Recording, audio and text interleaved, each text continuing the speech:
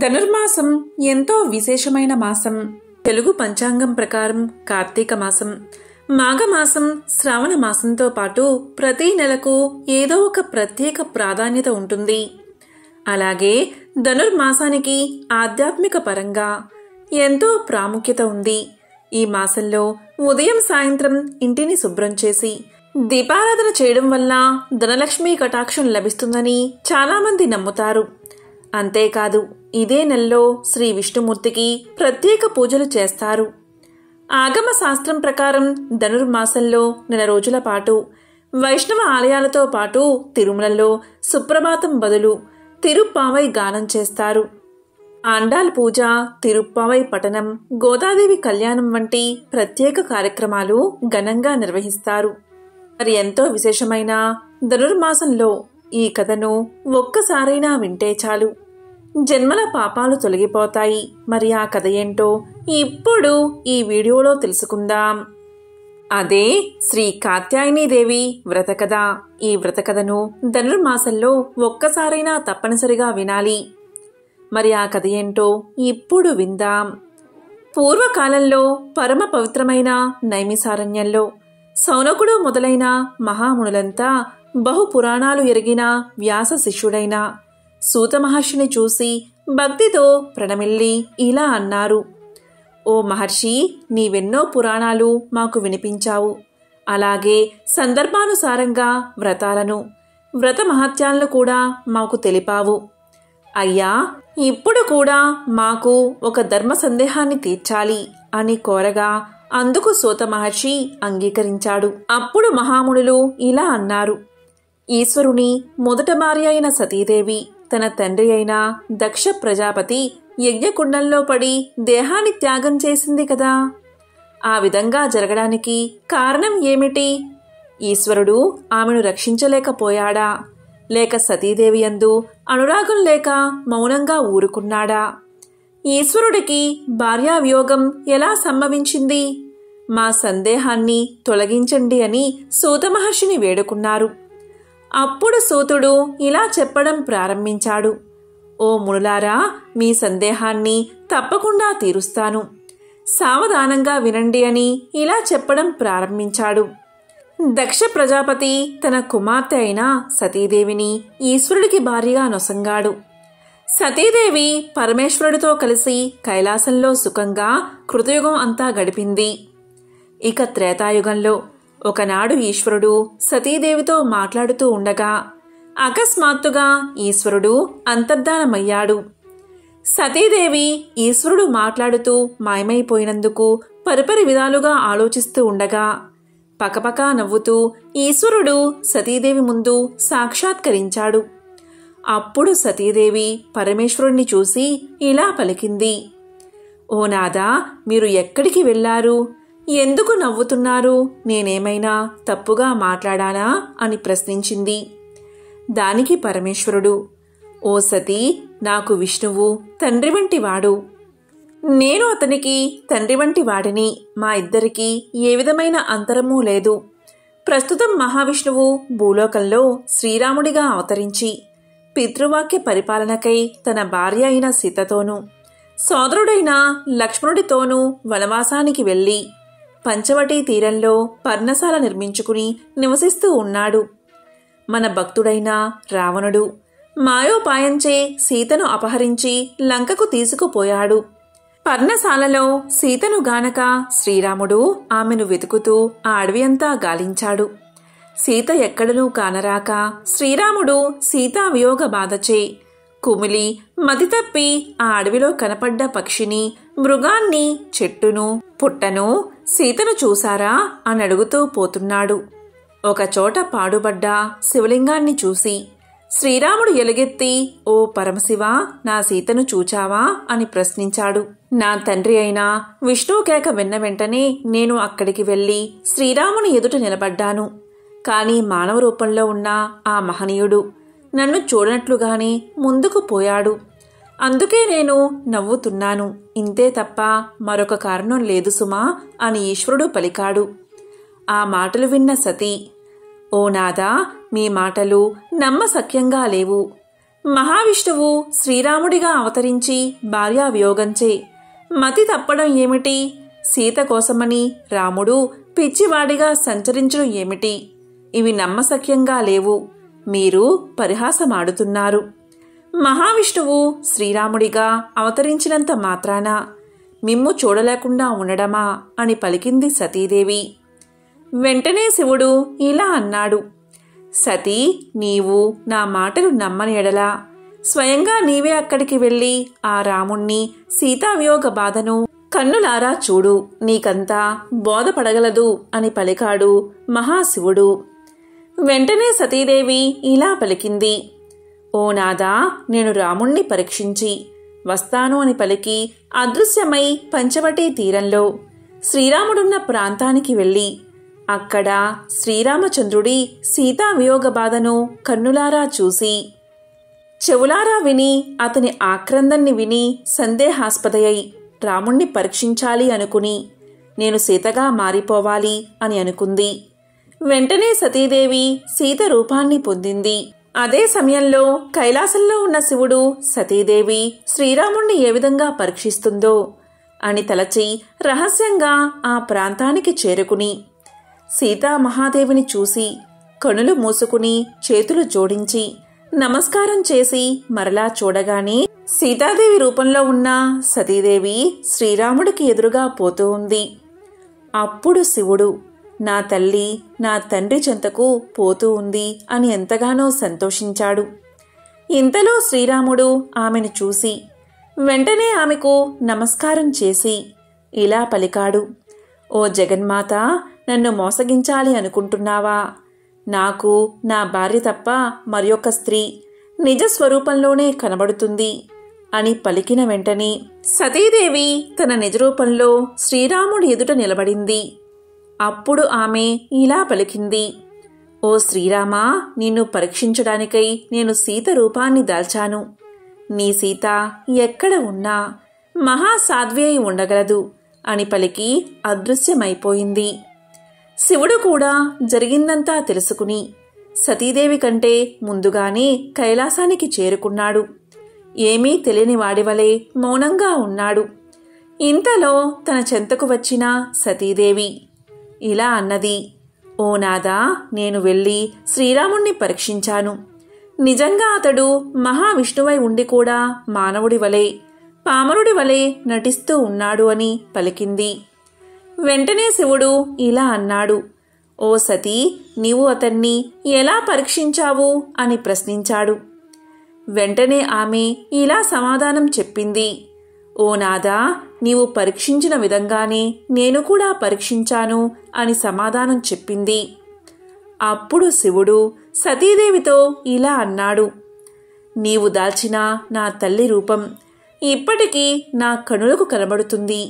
నీవు నా తల్లివి అని ఆ సతీదేవికి నమస్కారం చేసి వెళ్ళిపోయాడు. అప్పుడు సతీదేవికి జరిగిన తప్పేంటో అర్థమైంది. జరిగిన తప్పుకు ఎంతగానో బాధపడింది. నేను సందేహించడం ఒక తప్పు, దాన్ని కప్పిపుచ్చడానికి అబద్ధమాడడం మరొక తప్పు. దీనిచే నేను కలంకం పొందాను. ఈ కలంకిత దేహంతో ఈశ్వరుడి అర్ధాంగిగా ఉండడానికి అర్హత కోల్పోయాను. అందువల్ల దయామయుడగు పరమేశ్వరుడు నన్ను తల్లిగా చూస్తున్నాడు, నన్ను శిక్షిస్తున్నాడు అని అనేక విధాలుగా ఆలోచించి కలంకితమైన తన దేహాన్ని త్యాగం చేయడానికి నిశ్చయించుకుంది. తన దేహాన్ని విడిచిపెట్టడానికి పలు విధాలుగా యోచించి చివరకు తన ఏంట పుట్టానో అక్కడే తన దేహాన్ని వదలడం యుక్తమని సతీదేవి నిశ్చయించుకుంది. సతీదేవి తన మాయచేత తన తండ్రికి ఈశ్వరుడు అంటే ద్వేషాన్ని కలిగించి ఈశ్వరుణ్ణి పిలవకుండా యజ్ఞం చేసే కోరికను కలిగించింది. ఆమె నిర్ణయానుసారంగా దక్షుడు శివుణ్ణి అవమానింపదలచి శివుడికి హవిర్భాగం ఇవ్వకుండా యజ్ఞానికి తలపెట్టాడు.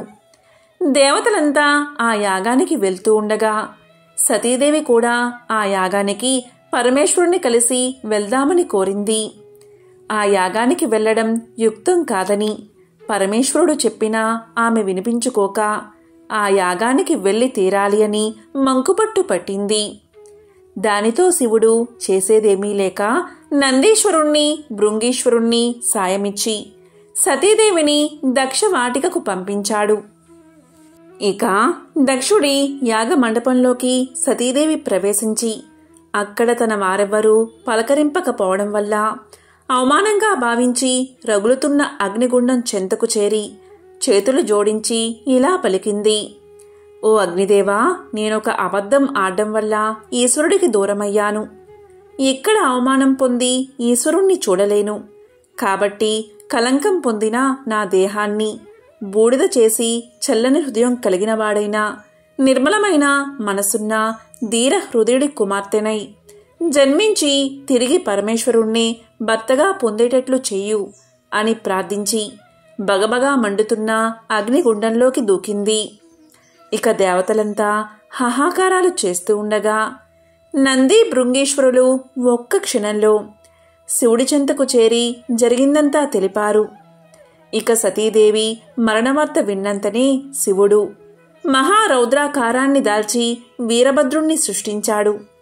ఆ వీరభద్రుడు దక్షవాటికకు చేరి తన వంటి కోటాను కోట్ల మహావీరుల్ని సృష్టించి దక్షవాటికను శ్మశాన వాటికగా మార్చాడు. ఇక ఈశ్వరుడు సతీ వియోగంచే కలిగిన కోపాన్ని భరించలేక హిమాలయ శిఖరానికి చేరి అక్కడ విశ్రాంతి తీసుకుంటూ ఉన్నాడు. ఆ సమయంలో పరమేశ్వరుడి లలాటం నుంచి చెమట బిందు ఒకటి భూమిపై పడింది. శివలీలచే వెంటనే ఆ చెమట బిందువు చూస్తూ ఉండగానే 4 భుజాలు కలిగి ఎర్రని రంగుతో దివ్య తేజంతో వెలుగు శిశువుగా మారింది. ఆ శిశువు భువనాంతరాలు ప్రతిధ్వనించేటట్లు రోదన చేయసాగింది. శివుడి భయంచే ఇక భూదేవి స్త్రీ రూపాన్ని పొంది ఆ శిశువును ఒడిలోకి చేర్చుకుని స్తన్యాన్ని ఇచ్చింది.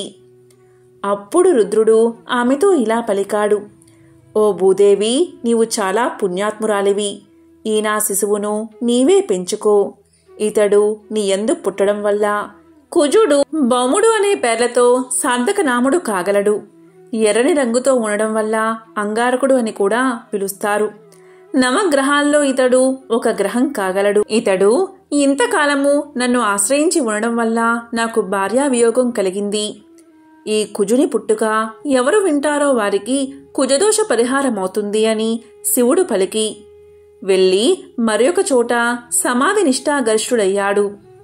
ఇక హిమవంతుడు ఒక పర్వతరాజు. అతడు నిర్మలమైన చల్లనైన ధీర హృదయుడు. అతని భార్య మేనాదేవి. ఆ మేనాదేవి గర్భవాసమున సతీదేవి ప్రాణాలు ప్రవేశించి 9 మాసాలు నిండగానే ఒక శుభదినాన జన్మించింది.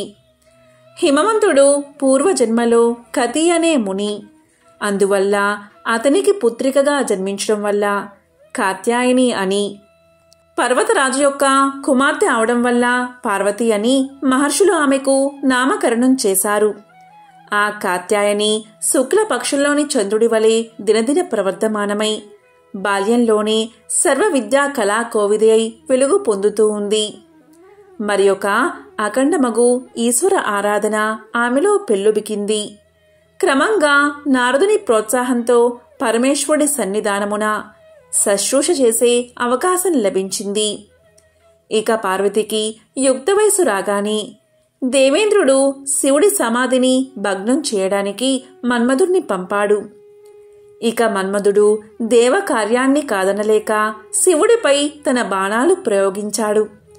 ఆ బాణ ప్రభావంచే శివుడు సమాధిని వీడి మహా సౌందర్య రాశి అయిన పార్వతిని చూసి వెనువెంటనే తన సమాధిని భగ్నం చేసిన మన్మధుణ్ణి తన 3వ నేత్రంతో భస్మీపటలం కావించి వెళ్ళిపోయాడు. ఇక పార్వతీదేవి తన కనుల ఎదుట జరిగిన సంఘటన చూసి భయపడక ధైర్యంతో తన తపముచే ఈశ్వరుణ్ణి వశం కావించుకోదలిచి కఠోరమైన తపస్సు చేసింది. ఆ తపస్సుచే ఈశ్వరుడు సంతోషించి ఆమెను భార్యగా స్వీకరించడానికి అంగీకరించాడు. 7 మహర్షులను హిమవంతుని చెంతకు కన్యావరణకై శివుడు పంపాడు. ఆ మహర్షులు హిమవంతుని చెంతకు పోయి పరమశివునికి పార్వతిని ఇవ్వడానికి సంసిద్ధం చేశారు. ఒక శుభలగ్నమున అత్యంత వైభవోపేతంగా శివపార్వతుల కళ్యాణాన్ని బ్రహ్మ స్వయంగా జరిపించాడు. శివుడు పార్వతిని వివాహమాడి ఎనలేని ఆనందంతో ఉండగా మన్మధుని భార్య అయిన రతీదేవి శివుడి పాదాలపై పడి తన భర్తను బతికించమని ప్రార్థించింది. అప్పుడు శివుడు సంతోషంతో మన్మధుని బతికించి రతీదేవికి మాత్రమే కనిపించేటట్లు చేసి ఆమెకు సంతోషాన్ని కలిగించాడు. ఇక దేవతలందరూ పరమేశ్వరుడి దయా దృష్టికి మహా ఆనందం పొంది ఆ దంపతులపై పూల వర్షాన్ని కురిపించారు. ఆ సమయంలో పార్వతి పరమేశ్వరుడితో ఇలా పలికింది: ఓ నాదా, కుజుడు నిన్ను ఆశ్రయించిన దోషం వల్ల గత జన్మలో నేను సందేహాస్పదనై అసత్యమాడి నీకు దూరమై శరీర త్యాగం చేశాను. తిరిగి అతడు నీ లలాటం నుండి చెమట బిందువు రూపంలో నీకు దూరం కావడం వల్ల మరలా నేను నీకు దగ్గరయ్యాను. కాని ఆ కుజుడు ఆశ్రయించిన లోకులకు కూడా బాధ లేకుండా చెయ్యండి అని ప్రార్థించింది. వెంటనే శివుడు పార్వతీదేవితో ఇలా పలికాడు: ఓ పార్వతీ, కుజుడి జన్మకథను విన్నవారికి కుజదోష పరిహారం అవుతుంది అని ఆనాడే వరమిచ్చాను. ఇప్పుడు నీ కోరిక అనుసరించి లోకంలోని జనులకు కుజదోష పరిహారమై శీఘ్రంగా వివాహం జరగడానికి, వివాహ ప్రతిబంధక దోషాలు నివారణ అవ్వడానికి ఒక వ్రతాన్ని నీ నామాంకితముగా స్థాపన చేస్తున్నాను. ఆ వ్రతానికి నీవే ప్రధాన అంశము. భౌమవారముచే కుజుడు, ప్రదోషకాల మొగుడచే నేనును అందు భాగస్వాములు అయ్యాము. కాత్యాయని వ్రతము అనే పేరుతో భూలోకంలో ఈ వ్రతం సుస్థిరం కాగలదు అని పలికాడు. ఆ మాటలు విని పార్వతి ఎంతగానో సంతోషించింది. తర్వాత పరమేశ్వరుడు పార్వతితో ముక్కోటి దేవతలు వెంటరాగా కైలాసానికి చేరుకున్నాడు అని సూత మహర్షి కాత్యాయనీదేవి వ్రతకథను సౌనకాది ముళ్లకు వినిపించాడు. వివాహ ప్రతిబంధక దోషాలు నివారణ అవడానికి, శీఘ్రంగా అనుకూలమైన భర్తను పొందడానికి కాత్యాయని వ్రతంతో సాటి అయినది మరొకటి లేదు. ఈ వ్రతాన్ని ఆచరించువారికి భక్తి విశ్వాసాలు ముఖ్యం. తారాబల చంద్రబల యుక్తమైన మంగళవారం రోజున ఈ వ్రతాన్ని ఆరంభించాలి. ఆ రోజు ఉదయం కాలకృత్యాలు తీర్చుకుని భక్తి శ్రద్ధలతో గౌరీదేవికి ప్రణమిల్లి ఉపవాసముండి సాయంకాలం ప్రదోష కాలంలో ఈ వ్రతాన్ని ప్రారంభించాలి. ముందుగా గణపతి పూజ చేసి ఆ తరువాత ఒక కలశాన్ని ఏర్పాటు చేసి అందులో సగం వరకు పవిత్రోదకం పోసి మామిడి చిగుళ్ళు ఉంచి ఒక కొబ్బరికాయను పసుపు కుంకుమలతో అలంకరించి ఆ కలశంపై ఉంచి ఎర్రని రవికల గుడ్డను ఆ కొబ్బరికాయపై ఉంచి అందు పరమేశ్వరుడి నామాంకమున ఉన్న కాత్యాయనీదేవిని ఆవాహన చేసి భక్తి శ్రద్ధలతో 21 ఉపచారాలతో ఆ దేవిని పూజించాలి. ఎర్రని పుష్పాలతో పసుపు కుంకుమలతో పూజించాలి. బంగారంతో కాని పసుపు కొమ్ముతో కాని వారి వారి శక్తానుసారం మంగళసూత్రాలను కలశానికి అలంకరించాలి.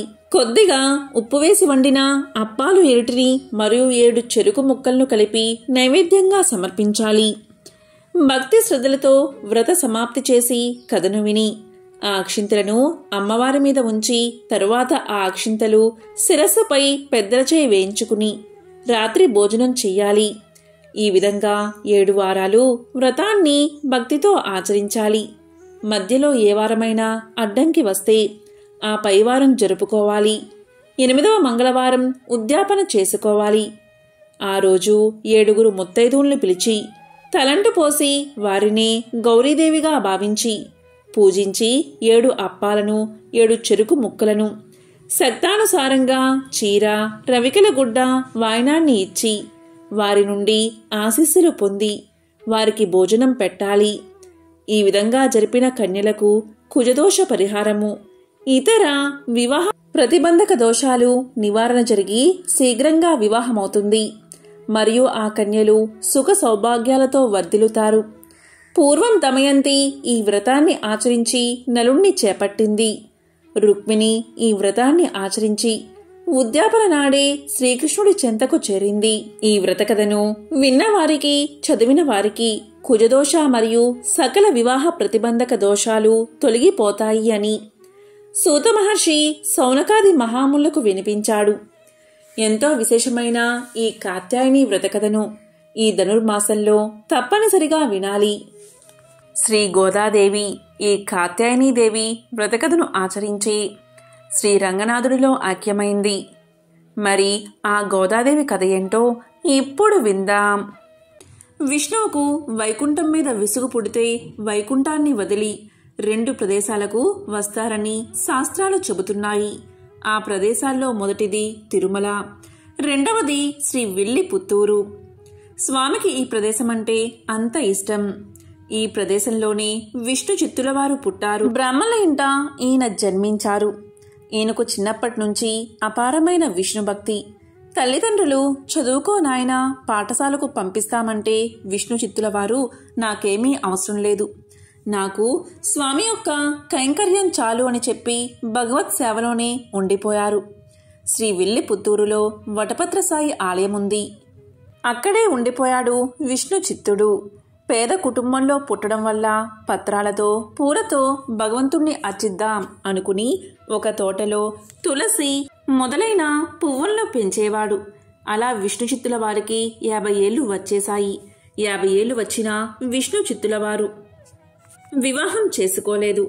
భక్తితోనే జీవితాన్ని గడిపాడు. చుట్టుపక్కల వారు విష్ణు చిత్తుణ్ణి చూసి, ఏమిటో ఈ వెర్రి బ్రాహ్మణుడు ఎంతసేపు కూడా దేవుడు దేవుడు అని అంటూ ఉంటాడు. 1 రూపాయి కూడా సంపాదించుకోలేదు, వివాహం చేసుకోలేదు, పిల్లలు లేరు, ఈయన గతి ఏమవుతుందో అని బాధపడేవారు. పైనుంచి స్వామివారు ఇవన్నీ చూసి, అయ్యో విష్ణుచిత్తుడు నా కోసం జీవితాన్నంతా దారపోశాడు, అతని చేతిలో చిల్లి గవ్వలేదు, సరే అపారమైన సంపదను ఇద్దాము అనుకుని ఒక సన్నివేశాన్ని సృష్టిస్తాడు. ఒకసారి మధురరాజు వల్లభదేవుడు రాత్రిపూట దేశాటన కోసం వెళ్తాడు. వెళ్ళి ఎక్కడో భోజనం చేసి ఒక అరుగు మీద పడుకుంటాడు. ఆయన పక్కన ఒక మహాభక్తుడు ఉంటాడు. అతను భోజనం చేసి హాయిగా హరినామస్మరణ చేసుకుంటూ ఒక శ్లోకం చదువుతాడు. వర్షానికి కావలసిన వాటిని మిగిలిన నెలలో కూడబెట్టుకుంటాం. రాత్రికి కావాల్సింది పగలు, ముసలితనానికి కావాల్సింది యవ్వనంలో, అలాగే పరలోకానికి కావాల్సింది కూడా ఈ లోకంలోనే సమకూర్చుకోవాలి అనేది ఆ శ్లోకం యొక్క అర్థం. ఆ మాటలు పిడుగుల్లా తగిలాయి రాజుకి. ఆ మాటలు వినగానే రాజుకు వైరాగ్యం వచ్చేస్తుంది.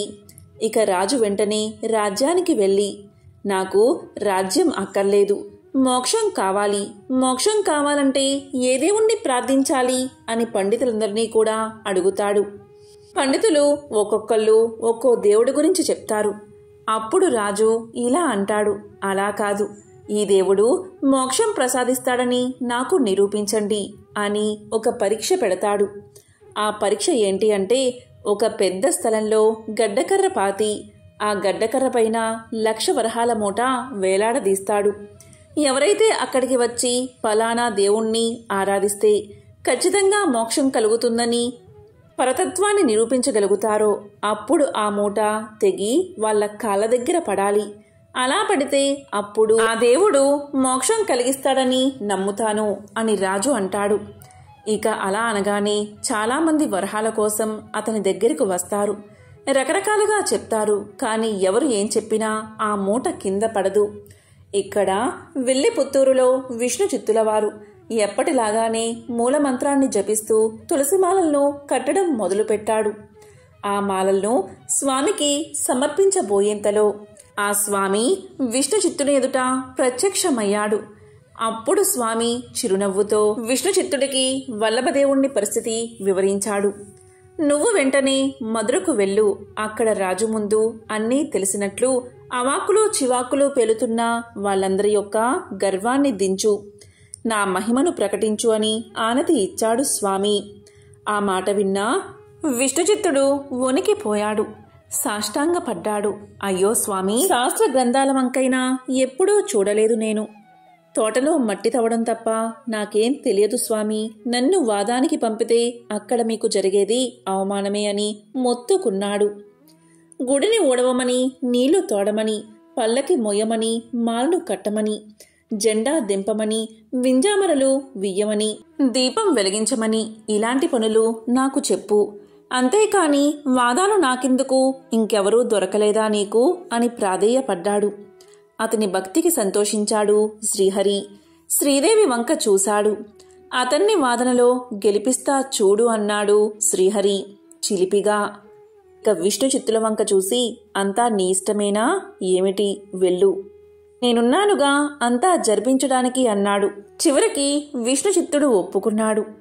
రాజుకు ప్రసాదంగా ఇవ్వడానికి కావిళ్లలో అరిసెలు పట్టుకుని మధురకు బయలుదేరాడు. అలా విష్ణుచిత్తుడు రాజ్యసభకు వెళ్లాడు.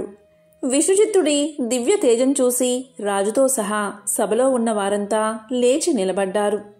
రాజు చూపించిన ఆసనం మీద కూర్చున్నాడు విష్ణు చిత్తుడు. అప్పటిదాకా వాదం సాగిస్తున్న సభలోని పండితులంతా విష్ణు చిత్తుడి రాకతో నిశ్శబ్దంగా ఉండిపోయారు. అప్పుడు విష్ణు చిత్తుడు ఇలా పలికాడు, ఎందుకు ఈ మౌనం, కానివ్వండి, నేనేం పరాయివాడినా అని నవ్వుతూ వాళ్లతో అన్నాడు. లోతుపాతులు తెలుసుకున్నాడు. తర్వాత రాజుతో ఇలా పలికాడు, నువ్వు మధ్యవర్తిగా ఉంటే నా వాదం వినిపిస్తా అన్నాడు. తర్వాత ఒక విద్వాంసుడి వైపు తిరిగి అతన్ని వాదన్ను తన మాటల్లో వివరించాడు. దాంట్లో ఒక్కొక్క విశేషాన్ని తీసుకుని సూక్ష్మంగా ఖండించాడు. మధ్యలో మాట్లాడబోయిన వాళ్లను ఒక్క మాటతోటే ఖండించాడు. మళ్లీ మొదటివాడి దగ్గరకు వచ్చి తన సిద్ధాంతాన్ని వినిపించి వారిని ఒప్పించి ఓడించాడు. అలా గెలిచాడు విష్ణు చిత్తుడు. ఇలా విష్ణు చిత్తుడు అందరినీ వరుసగా వాదనలో ఓడించాడు. బ్రహ్మసూత్రాలు ఉపనిషత్తుల ద్వారా పరమాత్మ తత్వాన్ని నిరూపించాడు. తర్వాత నారాయణుడే ఆ పరతత్వమని బోధించాడు. సకల భూతాల్లోనూ ఉండే ఆత్మ ఆ విష్ణువే అని వివరించాడు. ప్రాణుల్ని బంధించేది, మోక్ష మార్గానికి అడ్డం వచ్చేది మనసు. ఆ మనసును భౌతిక భోగాల నుంచి వెనక్కి లాగే యోగ సాధనాల వల్ల ఆత్మరూపాన్ని తెలుసుకోవచ్చు. అదే విష్ణువు. అన్ని రూపాల్లోనే ఉండేది అతనే. అయితే అతని స్థూల రూపాన్ని ఎప్పుడూ ధ్యానించడం ద్వారా అతనిగా మారి ముక్తి పొందవచ్చు అంటూ ఒక కథ ద్వారా విషయాన్నంతా వివరించాడు. విష్ణుచిత్తుడి విజయాన్ని దృఢపరుస్తూ సభలో కట్టి ఉన్న మూట దానంతట అదే తెగి విష్ణుచిత్తుల వారి పాదాలపై పడింది. దీంతో మహారాజు పొంగిపోయి ఆ వరహాల మూటను విష్ణుచిత్తుడికి ఇచ్చి విష్ణుచిత్తుడికి సన్మానం చేసి ఏనుగు మీద ఎక్కించి వింజామర సేవిస్తూ ఆయన్ని ఊరేగిస్తారు. ఇంత గుర్తింపు వచ్చినా విష్ణుచిత్తులకు ఏమాత్రం గర్వం రాదు. ఇదంతా చూసిన విష్ణుమూర్తికి ఎంతో ముచ్చట వేస్తుంది. మా విష్ణుచిత్తుడికి ఇంత సన్మానం జరుగుతుంది, చూడకపోతే ఎలా? భూమి మీద ఉన్న గరుత్మంతుడికి సన్మానం జరుగుతుంటే మనం చూడాలి కదా అని చెప్పి గరుత్మంతుణ్ణి పిలిచి శ్రీదేవి భూదేవి సమేతంగా శ్రీ ఉల్లిపుత్తూరులోని వీధుల్లోకి విచ్చేస్తాడు. ఎంతో ఆనందంగా శ్రీ మహావిష్ణువు విష్ణు చిత్తుల వారిని పొగుడుతాడు. అప్పుడు విష్ణు చిత్తుల వారు సంతోషంతో, స్వామి, ఇది నా పరాక్రమం కాదు, నేను ఎన్నడూ చదువుకోలేదు, కానీ మీరే నాకు విద్యను ఇచ్చారు. నా మీద ప్రేమతో ఇంతమంది జనంలోకి విచ్చేశావా? ఎంత పలికినా మనోహరమైన రూపం నీది, నీకు దిష్టి తగులుతుంది, నీకు దిష్టి తగలకూడదు అని ఆశీర్వదిస్తూ మంగళ శాసనం రాశాడు. అప్పుడు విష్ణుమూర్తి ఎంతో ఆనందంగా, నువ్వే నన్ను ఆశీర్వదిస్తున్నావు, ఇక మీదట నిన్ను ఇప్పటినుంచి అందరూ కూడా పెరి ఆల్వారు అని పిలుస్తారు. అంటే ఆల్వారులో పెద్దవాడు అని అర్థం. అలా ఆశీర్వదించి వెళ్ళిపోతాడు విష్ణువు. తరువాత విష్ణుచిత్తుడు విల్లుపుత్తూరుకి విచ్చేస్తాడు. తనకు వచ్చిన 1,00,000 రూపాయల్లో 1 రూపాయి కూడా ఉంచుకోకుండా వటపత్రసాయి ఆలయానికి విరాళంగా ఇచ్చేస్తాడు. మళ్లీ బుట్ట తీసుకుని తోటలోకి వెళ్ళిపోతాడు. అలా విష్ణుచిత్తుల వారు ధనాన్ని విరాళంగా ఇచ్చేసి తనకు వచ్చిన పేరు ప్రతిష్టలను పట్టించుకోకుండా స్వామివారు తనకు ఇచ్చిన విద్యతో తిరుమలి రాశాడు. ఇదంతా చూసిన విష్ణుమూర్తి ఇలా అనుకున్నాడు, ఎంత వెర్రివాడు ఈ విష్ణుచిత్తుడు, డబ్బు ఇస్తే నా ఆలయానికి ఇచ్చేశాడు, పేరు ప్రతిష్టలు ఇచ్చినా పట్టించుకోవడం లేదు. ధనం విద్యను ఇచ్చాను, ఆ ధనాన్ని విద్యను కూడా నాకోసమే ఖర్చు పెడుతూ ఉన్నాడు. పెళ్లి లేదు, పిల్లలు లేరు, తన జీవితానంతటినీ నాకోసమే ఖర్చు పెడుతున్నాడు. ఈ విష్ణుచిత్తుడి కోసం నేనేం చేయగలను అని ఆలోచించి నన్ను నేనే విష్ణుచిత్తుడికి సమర్పించుకుంటాను అని భూదేవి వైపు చూశాడు. అప్పుడు భూదేవికి విషయం అర్థమైంది. స్వామి ఏ తులసి మొక్కల్లో అయితే తన జీవితాన్నంతా సమర్పించుకున్నాడో ఆ తులసి మొక్కల నుంచి ఇవ్వబోతున్నాను. ఇక నేనే భూమి మీదకు వెళ్తాను అని భూదేవి భూమి మీదకి దిగి వస్తుంది. ఒకసారి విష్ణుచిత్తులు తోటలో పాదులు తీస్తూ ఉండగా ఒక పాప కనిపిస్తుంది. ఆవిడే భూదేవి అంశతో జన్మించిన ఆండాళ్ దేవి. ఆమెను సాక్షాత్తు భగవంతుడి ప్రసాదంగా భావించి సంక్రాంతికి ముందు రోజే భోగి, అందుకే ప్రతి వైష్ణవ ఆలయంలో భోగినాడు గోదాదేవికి విష్ణుమూర్తితో కళ్యాణం జరుపుతూ ఉంటారు. మనిషిగా పుట్టి భగవంతుడిలో ఐక్యం అవ్వడం సాధ్యమా అన్న ప్రశ్నకు సమాధానం చెప్పింది గోదాదేవి. మానవ కాంతగా జన్మించి శ్రీరంగనాథుణ్ణి ప్రేమించి పూజించి ఆయనలో ఐక్యమైనది. అటువంటి దివ్య ధనుర్మాసం ఈరోజే ప్రారంభమైనది. 12 మంది ఆల్వార్లలో శ్రీ ఆండాళ్ గోదాదేవి కూడా ఒకరు. ఆమెను నాచియార్ కూడా పిలుస్తారు. రంగనాథుణ్ణి స్తుతిస్తూ ఆండాళ్ రచించిన 30 పాసురాల్లో కలిపి తిరుప్పావై అంటారు. ఆల్వార్ దివ్య ప్రబంధంలో తిరుప్పావై ఒక భాగం. శ్రీ మహావిష్ణువు ఆజ్ఞ మేరకు సాక్షాత్తు శ్రీ మహాలక్ష్మి భూలోకంలో గోదాదేవిగా అవతరించింది. శ్రీ విల్లిపుత్తూరులో విష్ణుచిత్తుడు అని గొప్ప భక్తుడు ఉండేవాడు. ఈ ఊరిలోనే శ్రీకృష్ణుడు మర్యాకు మీద తేలియాడుతూ వటపత్ర సాయి లోకాన్ని రక్షించాడని ఒక నమ్మకం. అందుకే ఇక్కడి ఆలయంలోని ప్రధాన దైవం ఆ చిన్ని కృష్ణుడే. నిత్యము కూడా ఆ కృష్ణుడికి పూలమాళ్లు అర్పిస్తూ తన జీవితాన్ని ధన్యం చేసుకునేవాడు విష్ణుచిత్తుడు. విష్ణుచిత్తుడి అసలు పేరు భట్టనాథుడు. నిరంతరం ఆయన చిత్తం విష్ణుమూర్తి మీదే ఉండేది కాబట్టి విష్ణుచిత్తుడు అని ఆయన్ని పిలిచేవారు. విష్ణుచిత్తుడు సాక్షాత్తు శ్రీ మహావిష్ణువును దర్శించి ఆయనకు మంగళాసనాలు అర్పించినట్లు ఒక కథ ప్రచారంలో ఉంది. అందుకే ఆయనను విష్ణు భక్తులైన ఆల్వారులలో ఒకరిగా ఎంచి ఆయనకు పెరియాల్వారు అన్న గౌరవాన్ని అందించారు. పెరియాల్వారు ఒకరోజు తులసి మొక్కల కోసం పాదులు తీస్తూ ఉండగా ఒక చిన్నారి కనిపించింది. ఆమెను సాక్షాత్తు ఆ భగవంతుడి ప్రసాదంగా భావించి పెంచుకున్నాడు విష్ణుచిత్తుడు. తండ్రి పెంపకంలో ఆమె అత్యంతమైన కృష్ణ భక్తితో పెరిగింది.